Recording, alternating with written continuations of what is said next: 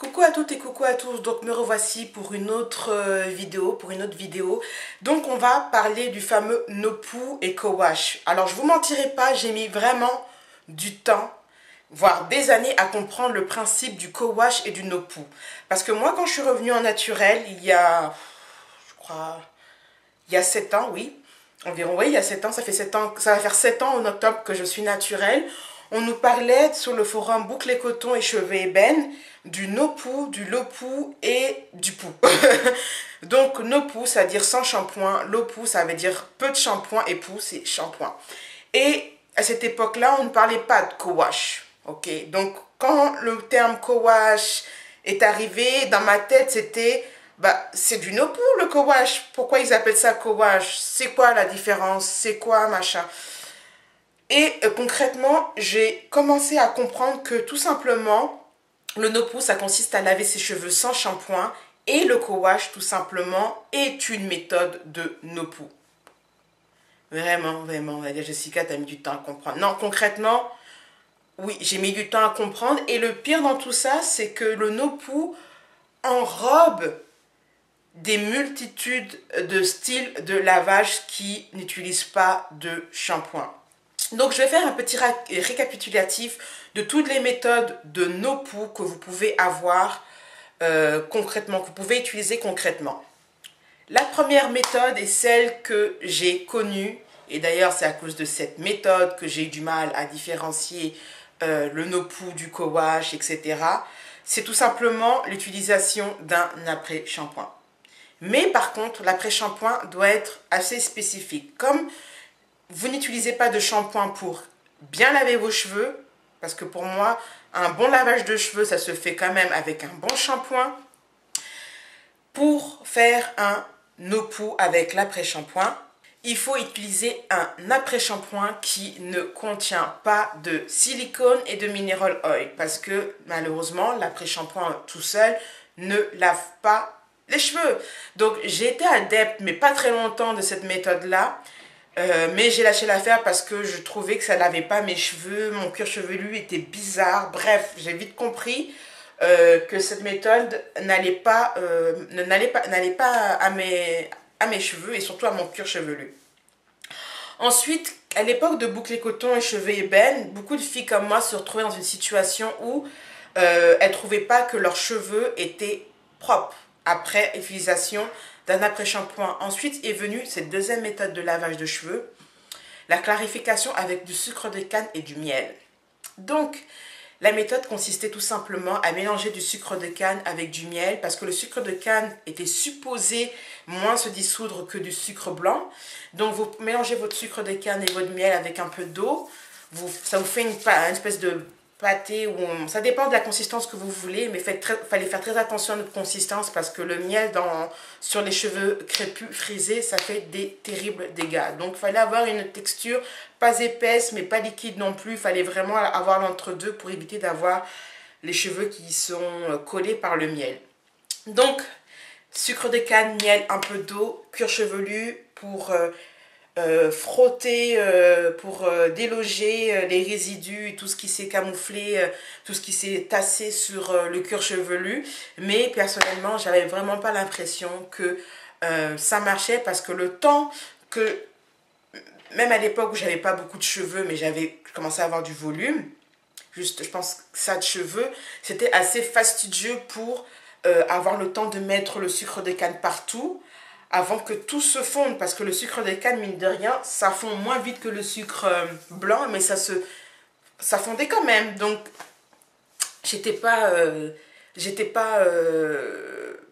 convaincue par cette méthode. Donc, j'ai lâché l'affaire. Ensuite, une autre méthode de Nopu qui a été justement démontée par KimiTube, merci à elle, qui était tout simplement le lavage au bicarbonate de soude. Ensuite, il y a eu une folie à l'époque de YouTube sur ce style de lavage qui consistait tout simplement à utiliser du bicarbonate de soude pour se laver les cheveux. Mais KimiTube avait fait une excellente vidéo à la grande ère de KimiTube par rapport au pH. Et elle expliquait pourquoi le bicarbonate de soude était pas terrible, parce que tout simplement c'était un produit alcalin. et les produits alcalins ont tendance pour les cheveux super poreux comme les miens d'ouvrir les cuticules des cheveux. Donc ça permet l'absorption des produits, mais les cuticules sont tout le temps ouvertes, ça fait que vous n'avez vraiment pas le temps concrètement de conserver cette hydratation.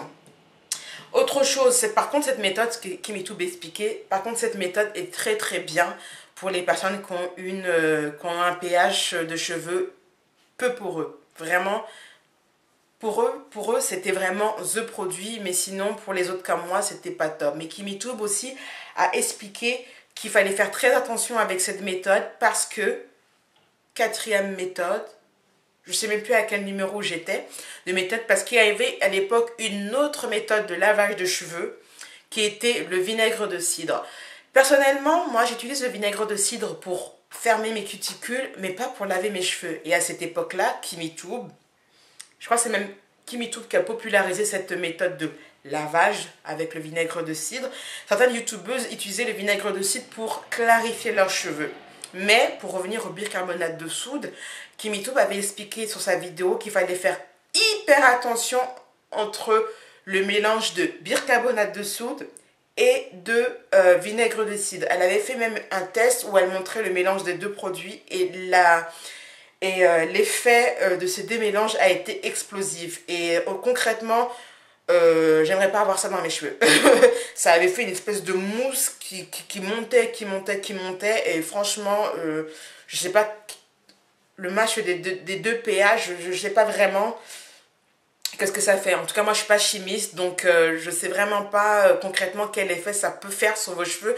Mais on voyait tout simplement une espèce de mousse effervescente qui sortait de ces deux mélanges. Donc bref, Kimitube a plus ou moins cassé le mythe du bicarbonate de soude.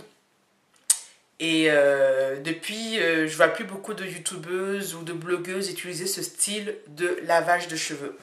Autre méthode de lavage des cheveux sans shampoing, il y a à l'époque, qui était très en vogue, les fameuses poudres ayurvédiques, les fameuses poudres indiennes.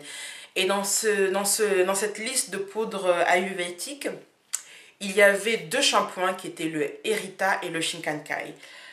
J'ai utilisé ça une fois et ça a été jusqu'à ce jour une de mes pires expériences capillaires.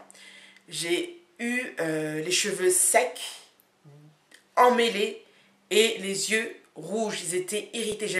Ensuite, qu'est-ce qu'il y a comme style de lavage? Il y a ce qu'on appelle à l'époque, je ne l'ai jamais testé, le fameux Bentonite Clay, je crois que c'est ça, Bentonite Clay, qui est une argile rouge. J'ai jamais testé, je pourrais pas vous dire concrètement quel effet ça fait. Tout ce que je me rappelle à l'époque où c'était aussi très en vogue, parce qu'il faut savoir que rien n'est bien nouveau sur le YouTube ou sur les blogs de cheveux capillaires. En gros, ce qui se passe, c'est qu'il y a des produits phares et puis après on les oublie.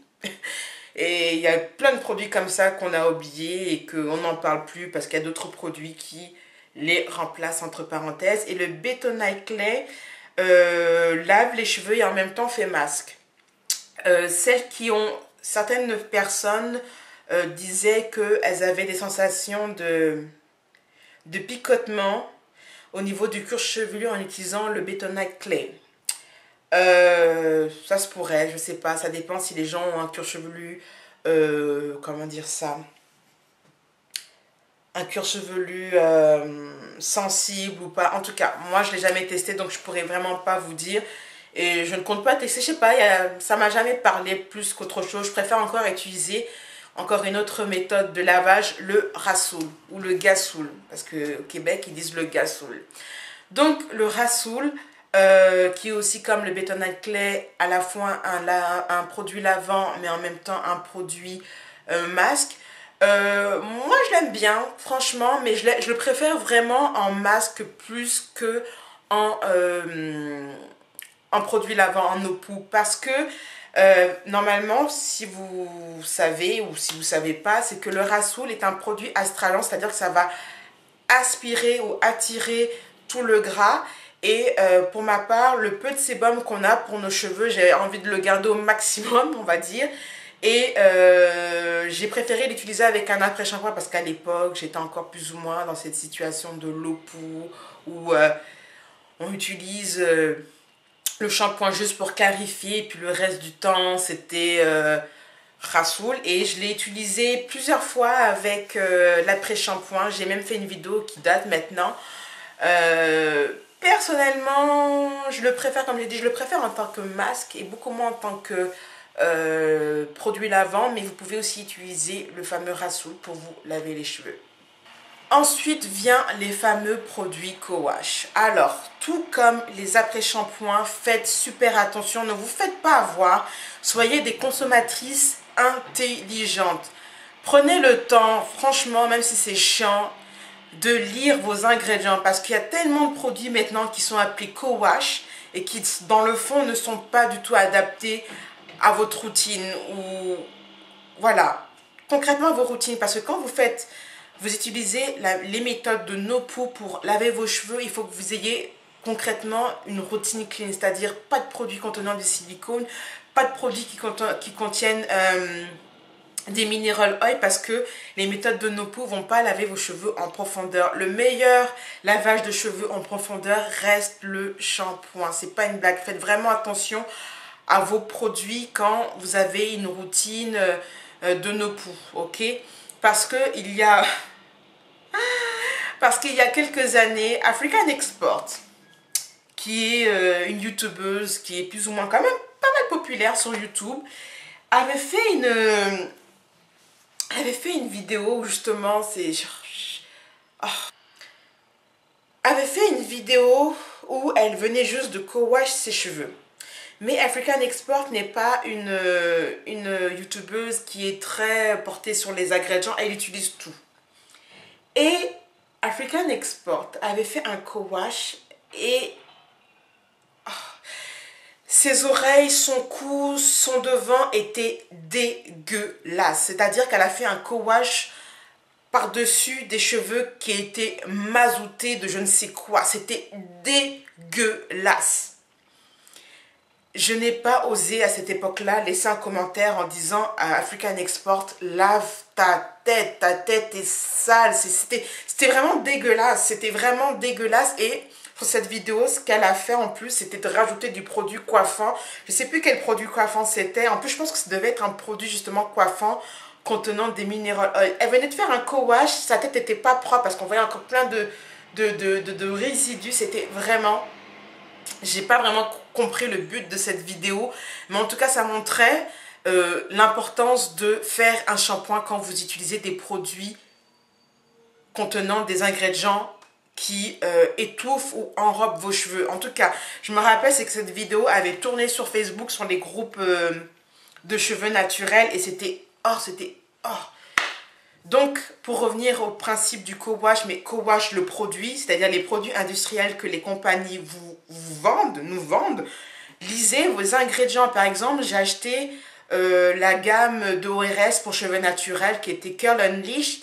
Je l'ai utilisé une seule fois l'après-shampoing, mais il y avait tellement de silicone que ça glissait. Il y avait une espèce de film transparent, ça glissait. C'était les tonnes de silicone qu'ils avaient mis dans leurs produits et ils osaient dire que ce produit était bon pour les co-wash. Non, ce produit n'est pas bon pour les co-wash. Un produit qui est co-wash est un produit qui ne contient pas de silicone, ni de mineral oil et ni de détergent agressif. Je dis bien détergent agressif parce que il y a certains produits co-wash qui contiennent des détergents, mais des détergents doux et en toute petite quantité, histoire de justement vous laver vos cheveux. Donc, je fais cette vidéo pourquoi? Pour clarifier cette situation de NoPoo co-wash parce que les anciennes filles naturelles peuvent être perdues comme moi, je l'étais au niveau de ces histoires de NoPoo co-wash. Et finalement, le NoPoo regroupe plutôt plusieurs styles de lavage sans shampoing, dont le co-wash.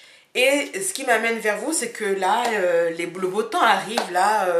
doucement en Amérique du Nord et je vais sûrement, oui, je vais même pas sûrement, je vais aller à New York d'ici cet été et je vais finalement tester l'efficacité des produits dits co-wash. Pourquoi? Parce que je suis interpellée sur ces histoires de co-wash, machin et tout ça. Et je me dis, est-ce que vraiment ça vaut ou est-ce que c'est mieux qu'un simple après-shampoing clean? Je veux dire que le principe du co-wash, c'est de laver ses cheveux avec un après-shampoing sans silicone et sans mineral oil et sans sulfate. Mais est-ce que vraiment un simple très aimé ou un simple Suave, parce qu'à l'époque c'était Suave, quand je suis revenue au naturel, tout le monde parlait de faire un no-poo avec la marque Suave, comme quoi et les marques viennent et partent, ils font en popularité, et puis ils deviennent moins populaires, bref. Mais concrètement, est-ce que les produits dits no-poo, les produits dits co-wash, pardon, sont aussi bons qu'un simple après-shampoing? Donc cet été, je préfère aller à New York parce que les produits que je vais acheter sont déjà vendus au Canada, mais je ne vous mentirai pas que ça me ferait vraiment chier de payer un produit 14 $ canadiens alors que aux États-Unis ce produit coûte 8 $, moins de 10 $. Par exemple, le As-I-Am Co-Wash, Coconut Co-Wash, qui est the produit Co-Wash que tout le monde, enfin que toutes les Américaines adorent. Il s'avère que c'est même le meilleur produit co-wash sur le marché. Est-ce qu'il est vraiment efficace? Déjà, il y a quoi encore d'autre? Il y a Chez Moisture qui vend maintenant un produit co-wash. Quoi d'autre? Il y a Eden Body Works qui vend aussi un produit co-wash, mais les revues sont assez mitigées de ce produit-là, mais j'ai envie de le tester pour faire ma propre opinion. Il y a le Ouidad qui fait aussi un co-wash, mais Ouidad, je ne l'achèterai pas parce qu'il coûte, je crois, 35 ou traitement non. Donc ces produits sont vendus au Canada, mais ils sont vendus beaucoup trop cher à mon goût. Et comme je sais que j'irai cet été à New York, bon, voilà, je me ferai des petites emplettes et je testerai concrètement l'efficacité de ces produits dits co-wash afin de voir si ça vaut vraiment la peine de mettre son argent dedans ou tout simplement utiliser un après-shampoing. N'hésitez pas à faire partager vos expériences de no-poo. Dites-moi quelle méthode de no-poo vous utilisez, Rasoul, poudre ayurvédique, après-shampoing, sucre de canne, Bethanate Klein, en tout cas. Dites-moi ce que vous utilisez ou même si vous êtes tout simplement une fille qui utilise que des shampoings, allez-y. Franchement, faites partager vos expériences et votre avis par rapport à ces histoires de no-poo. Voilà, sur ces petits mots, je vous souhaite une très bonne journée et je vous dis à très bientôt. Bye bye.